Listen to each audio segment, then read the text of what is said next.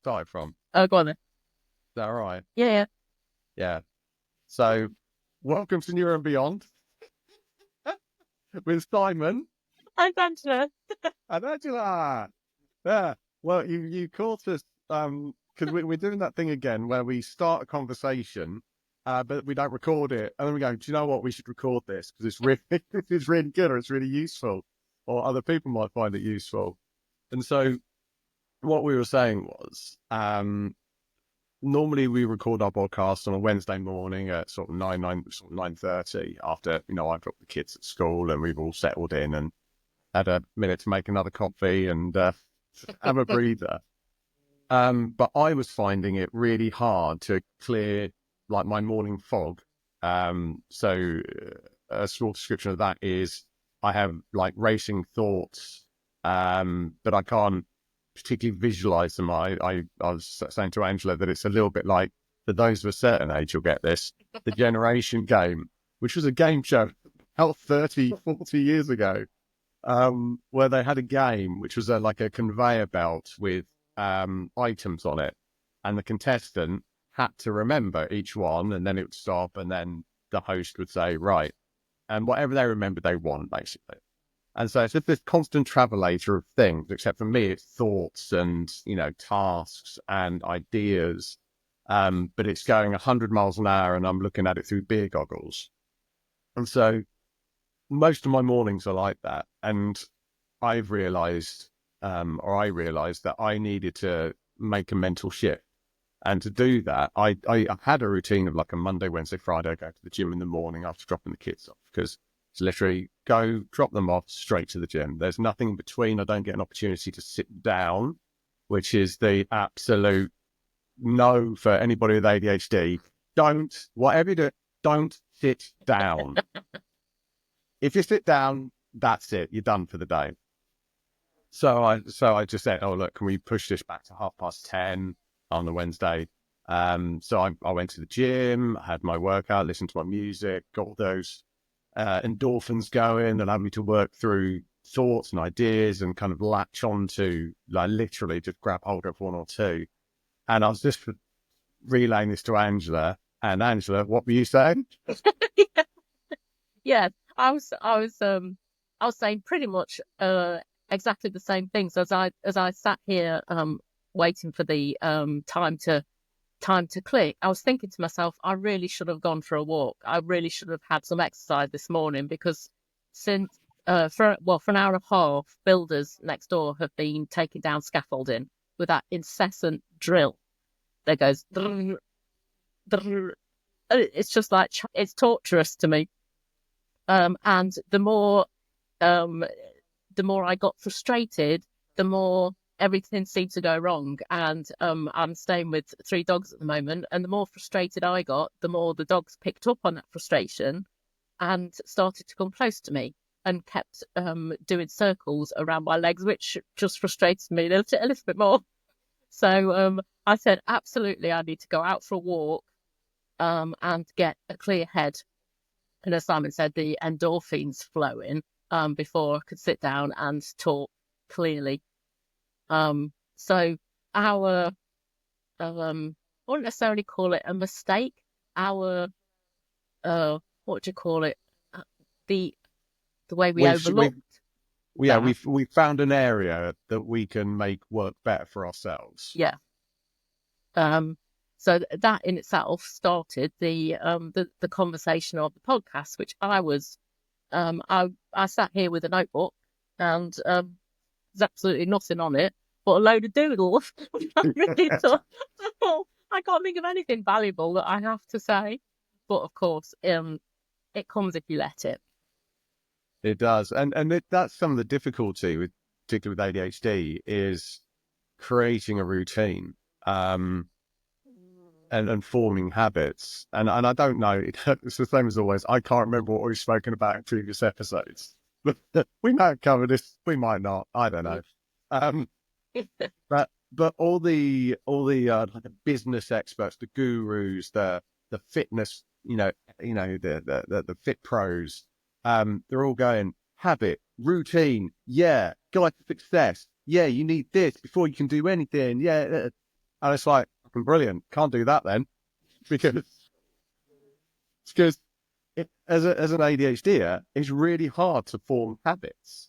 You can do it for a while. It takes a real concerted effort to build semblance of a routine. And I think we all have a routine of sorts, but not necessarily a high performance routine or high performance habits.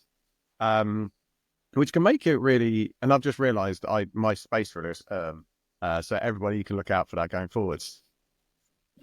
Right? So trying to form these habits it's a really difficult thing, especially if you're trying to do it by yourself. So we've joked about this in the past, that all ADHDers should have a neurotypical assigned to them, because, with their functional skills and our creative skills, or their executive function skills and our creative skills, and all these wonderful things that we can do, we would make an unstoppable team.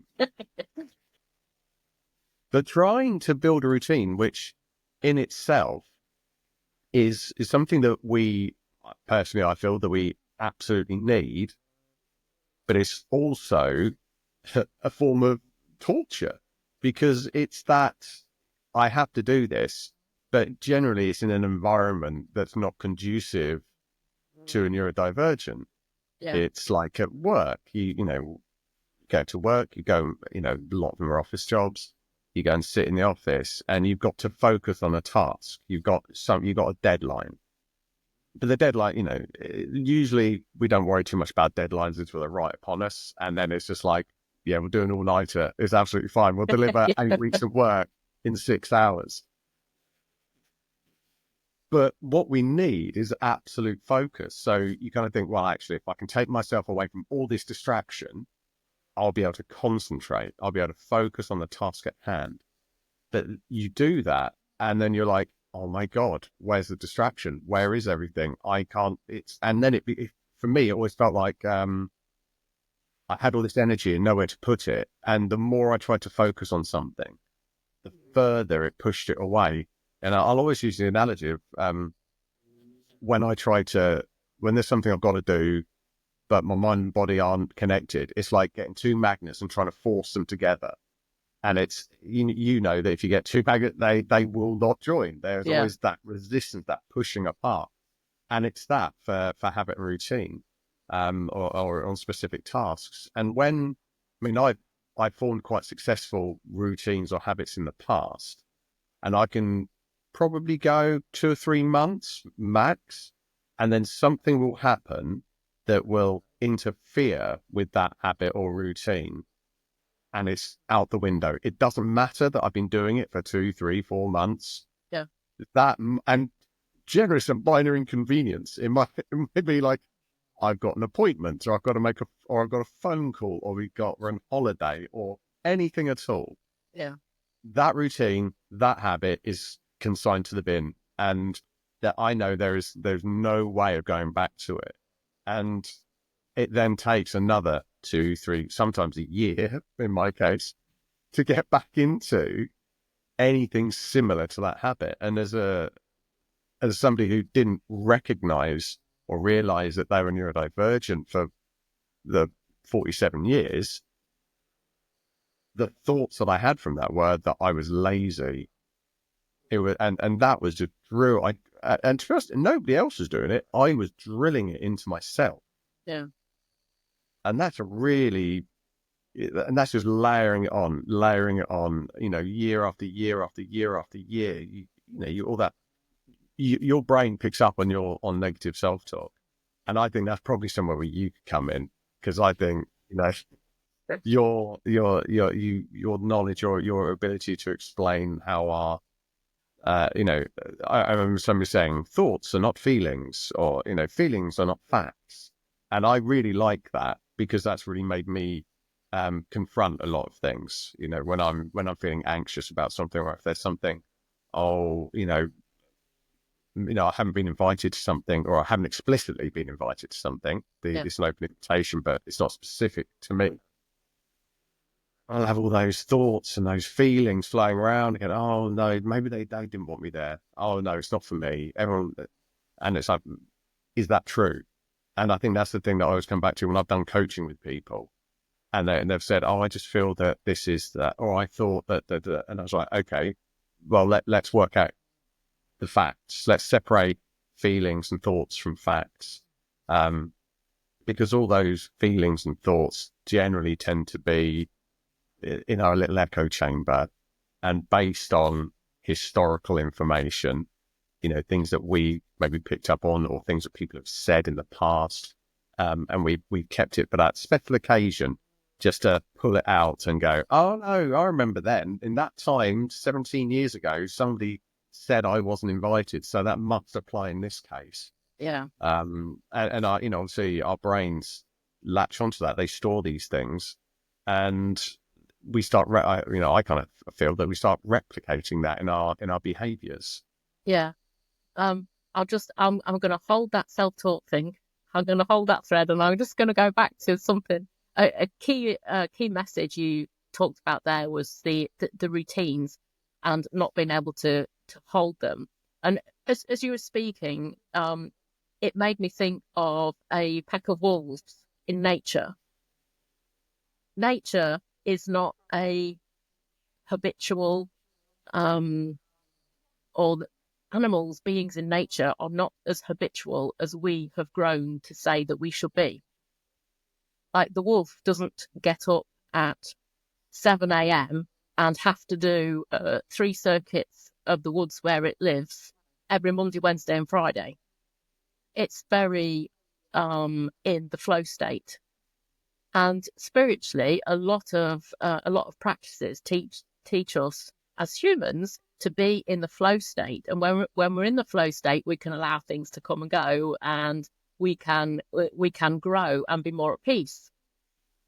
That said, in our Western civilization and in work life with kids, school and all that, is very difficult to layer on top.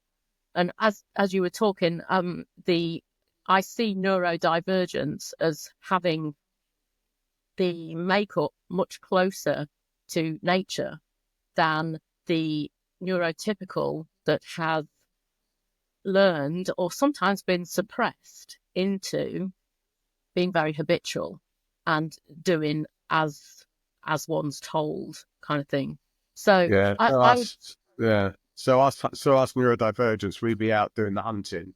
We'd be out trying to find the food, checking out the land, checking for mastodons, yeah, whilst yeah, everyone's building camp or checking rotors. yeah. I'm being highly spontaneous. So you're highly sensing the weather, the land, what's going on. It's that flow state. So as I'm just this is not something that I've understood before you were just talking there. I was just kind of processing what you were saying.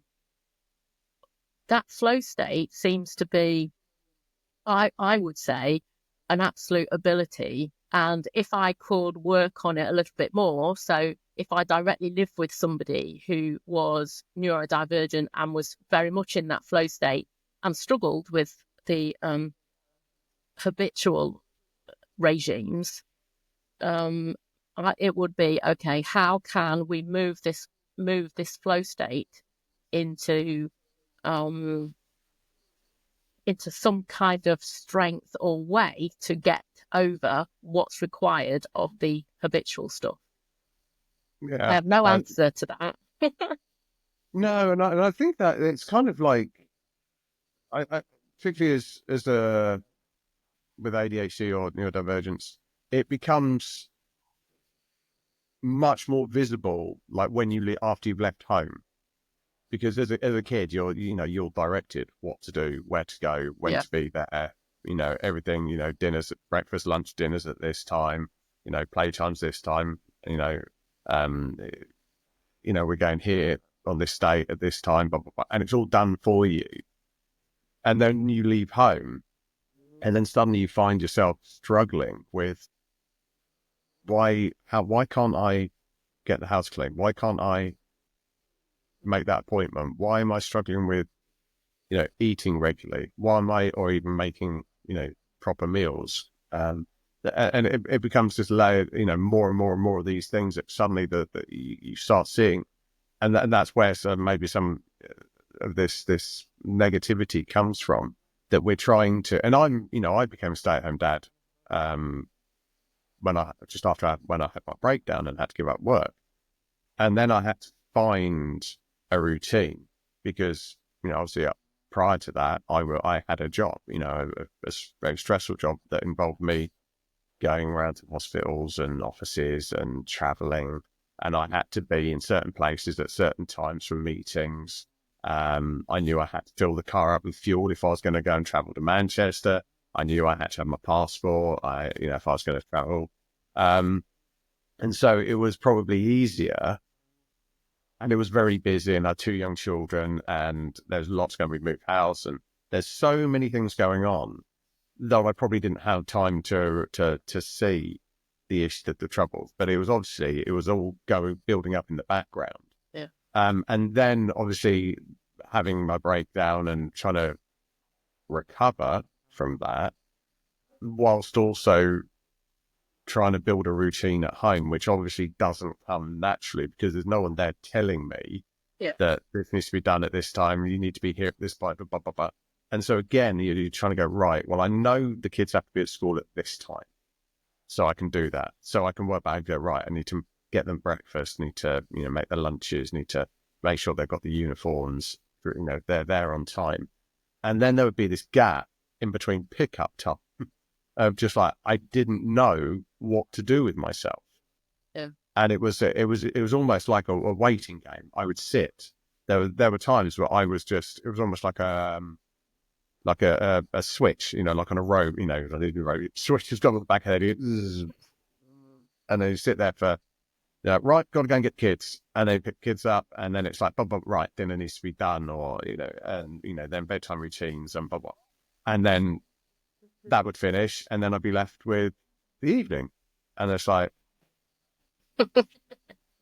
and then it's like binge watching TV and eating junk food, trying to, get some sort of, boost those dopamine levels. But I think, trying to fit into these, build a habit or a routine as with neurodivergence is an incredibly difficult thing to do. But at the same time, we don't like being told what to do. So I wish I had an answer for that. Is there any key Maybe I'm just a mechanism? massive pain in the arse. Is there any key mechanisms you've found that even the smallest thing that you found that has worked for you to enable you to I don't know what to say. That's right. It's giving me thinking time. And I'm like, honestly, I don't know. Those workmen, they're doing my head in. You know what, Angela? I think you have done phenomenally well to maintain any form of focus whilst that's going on. Can you hear them? I'd be absolutely blowing a gasket. But no, you're doing very honestly, it's not so noticeable that, We'll see if it comes out in the recording. I don't know, see if it comes out, but wow, it will just show our viewers or our listeners the dedication that we have and our professionalism to this podcast, that we can go on through such difficult condition. I can get so far, and then I get complete brain freeze, and it goes, stop. It's like that noise. For me, it's like it's pulling me. It's that's where my focus wants to go. Yeah. Whereas, I'm trying to maintain focus on you and what you're saying, and then create thoughts and responses. Yeah. But it is that thing, and I think this is a real problem for people with ADHD, is that there's that other thing that I'm picking up on, and my focus is going to that, and I'm really, whereas like neurotypicals, they have a task, they can focus on the task, they can complete the task, and it's like dun dun dun, and it's done. Whereas with us, it's like task. What's that?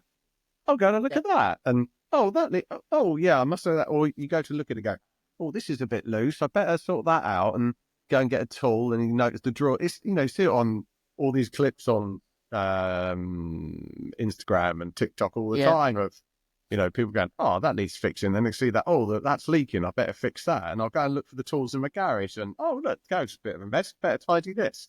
Yeah. And you're so far off what you were originally trying to do that it's just, to others, it can be quite laughable, and we can joke about it. But it's actually a really big problem that can, cost you time, money, emotional energy. Because I know that I've got a leaking stopcock under my sink, and I was like, right, I must deal with that. So I wrapped a cloth around it, and then got distracted. And it's only now that I've remembered that it's under there, and that I really should get a plumber out to look at it before it causes a bigger Yeah. problem. Yeah. But it is, we can laugh about it, but if that goes, then my kitchen's flooded, and then it's here's me catastrophizing. Yeah. But it's the same, right? So with that noise, that's all you're trying to plow through it, but it's just going probably Yeah. even louder than, it's obviously louder to you than it is for me. But Trying to. it would be like me trying to have a conversation and somebody just sat there tapping on my forehead. I'm trying to maintain thought. So Yeah. no, honestly, well done. You're doing really So well. it's that Much better than sensory I would have done. overload. And from my point of view, I can get that from the perspective of if I'm in a room full of people and there's somebody and I'm kind of clicked in psychically, then I'm trying to talk to somebody. But if there's a message to be delivered, if there's somebody in spirit who wants to get my attention because I can hear them, to give a message to somebody who's else is in the room, who's not in the conversation, it will be that tap on the head, and it will build inside me that focus, and the anxiety will build until I listen to that. So it's like I have to learn how to manage that sensory overload. And I had that sensory overload when I was a kid in terms of being in family situations where I could easily, and I only know this by looking back, I could easily pick up on the state that my dad was in emotionally, the effect that was having on my mum, the effect that had on my sibling, and on other people as well. I was so hypersensitive to that. I think that in some way assisted me with the psychic abilities I clicked into later on in life, but it also hindered me. So it's a double-edged sword. Those that skill set all the time. Yeah, and one thing I'll tell you what, there's a product, and I'll say now we're not being paid for this, we're not sponsored by them at all, but they can if they want to.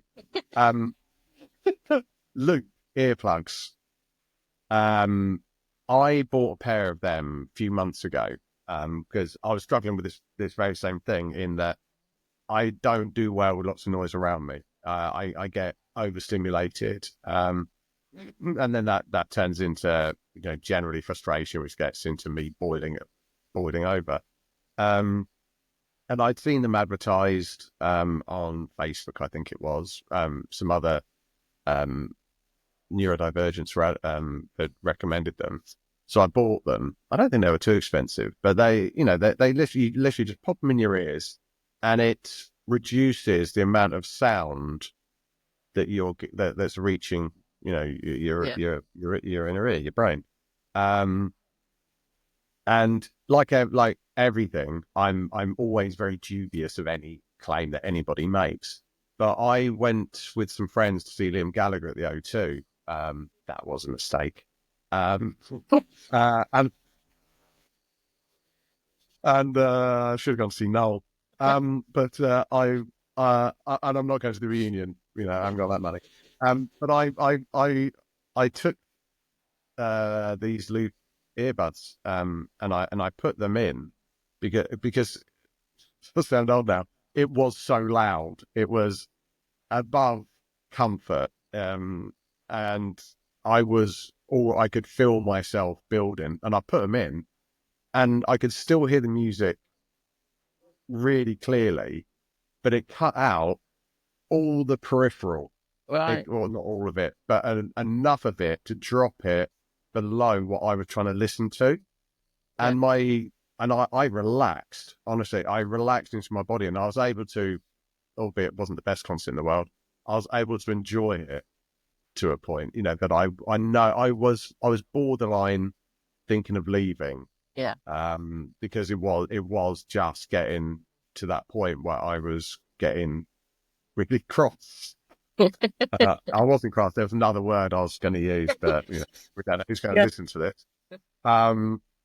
But even at home, like when my son's playing on his computer with his PlayStation, shouting with his mates, and my daughter's doing her thing, my wife's clattering in the kitchen, I can put them in, and it just brings it down to a manageable level. So anybody who's struggling with, is it oral? No, oral Yeah. overstimulation. I'm sure there's other products very similar. I mean, there will be. But Luke, Like doing this. Rich, yeah, fingers in your ears, or roll up some tissue and stick it in. Don't go putting things in your ears. Do not. Please do not go putting foreign objects in your ears. I'm not going to be responsible for that. But something like that is a really really good tool, and it has actually helped me focus when I remember where I put them, because they do come in a very small font. And it can be in any number of jackets, shorts, jeans. It Yeah. can be anywhere. That is a tried and tested product that I would recommend.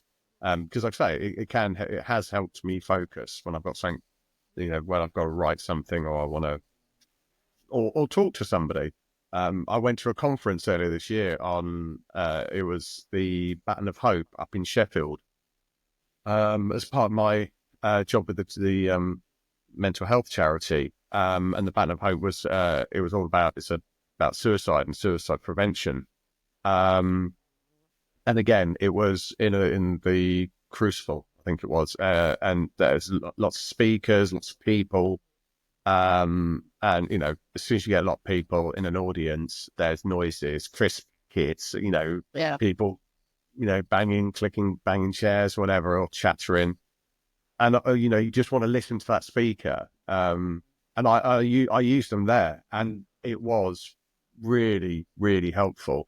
And it really did help me maintain my attention on the speaker or on the presenter. Yeah. Because, otherwise, all I literally, like with you and your scaffolders, all I've been listening to is the person trying to eat that bag of, I Yeah. don't know, jelly babies behind me. Yeah. So that's probably one of the best tools that I've found to help me with focus. But going back to what you're saying about, is there any things that I've found that have helped me form habits? One that did work, that this was when I was really struggling with depression and anxiety. My wife bought me a journal, and it had, I can't remember who it was, just something like the Happy Journal or something like that along those lines. And it had each day there were actions. So today I will do these 3 things. These are 3 must do's. These are 3, and then you'd have that as your daily planner. And then the next page would be 3 things that went well today, 3 things that, I'm glad about. And I found that I would fill that in every day, and that would give me it made me think about what I needed to do. And it's not to say that I accomplished all those things, but it did help me. That in itself became a routine, in that I would write in it in the morning, and then I'd write in it in the evening. And over time, I was able to build up a record Yeah. of my, how my I could see, there's a little bit where you put like an image, you draw that had a little key of, like, a smiley face or sad face or whatever it is. And it became, I was able to look back on it and track how I was doing. And that in itself was a really helpful tool, because it showed me that I was making progress where I didn't think I was. And it also gave me an opportunity to think about gratitude. And gratitude is a really important thing for me today, because it's very easy to focus on all the negative things, all the things that I haven't been able to do. I could be very negative about lots of things in the world today, but it's looking at, rather than what I don't have or what I haven't achieved, it's what am I grateful for? And that becomes something to focus on. And the other thing that's quite good, if there's something that you need to do, give yourself a countdown, because it's very easy to just sit there and let time pass. But funnily enough, a friend of mine who's a business coach, he put a thing on his socials yesterday, I think it was, where he talked about these tools for procrastination. And obviously we, big part of what we do, what we struggle with is procrastination, albeit it's caused by it's not a lack of intent. There's a lot of intention there. It's just often we're unable to. But one of the things he said, and it's something I've known of and I've done before, but it just sparked this conversation, was if you've got something to do, write down 5 things you have to do or you'd like to do today. And just look at the first one and count down 3, 2, 1 and go. And you'll find that, or you may find that works. It has worked for me.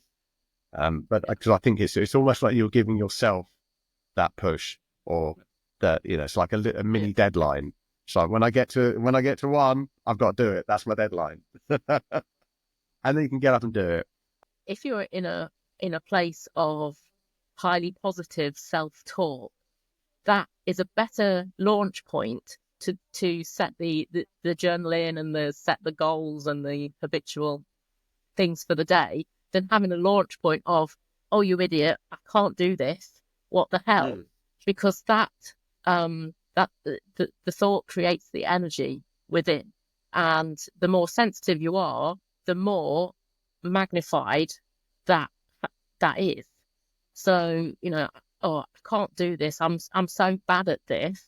Creates that whirl of energy. And it can sound so trite, because so many people have said it and wrote books about it, the power of positive thinking and all of that.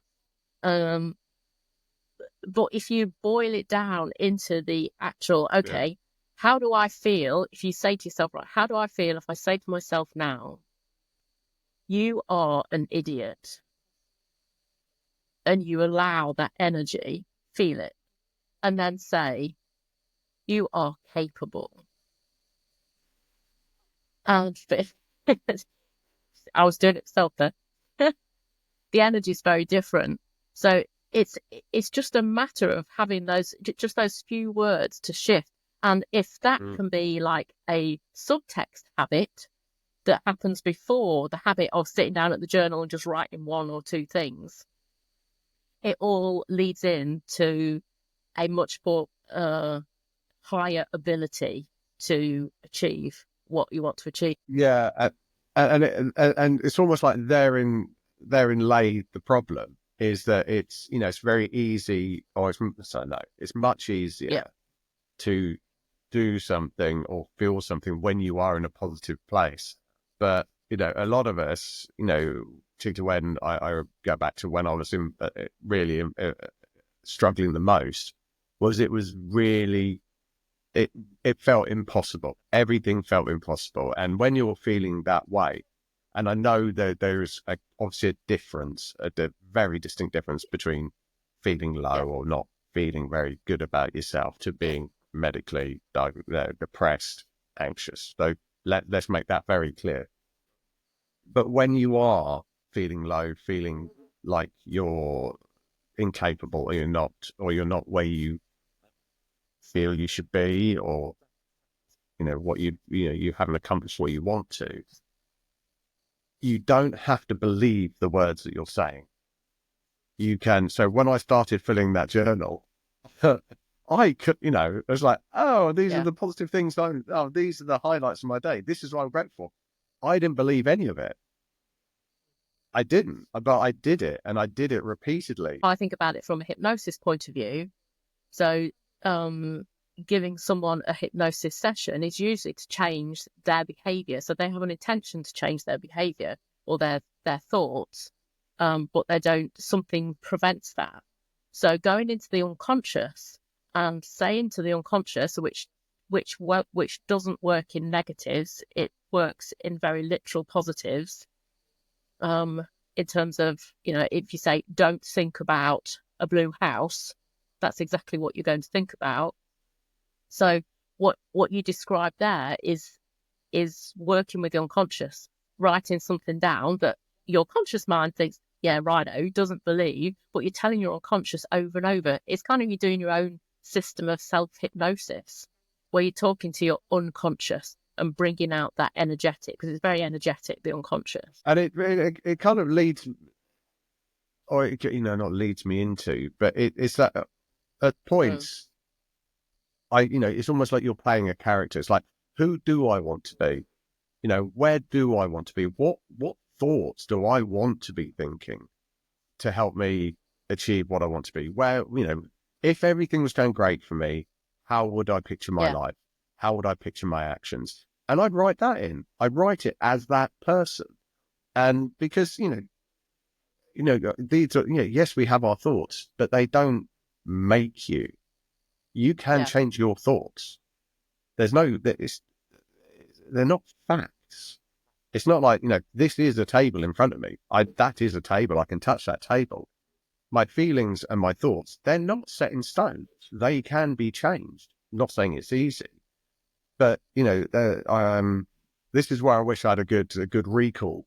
There was a book I read by, he's one of the top coaches in the US. He's coached like sports people at the elite levels in terms of psychology. And I think it's called the alter ego effect. I think that's what the book was called. Can't remember the author's name, but it's worth a read. Because parts of it are like you build the character that you want to be. Yeah. And it might be that, when I put my glasses on, I become this person.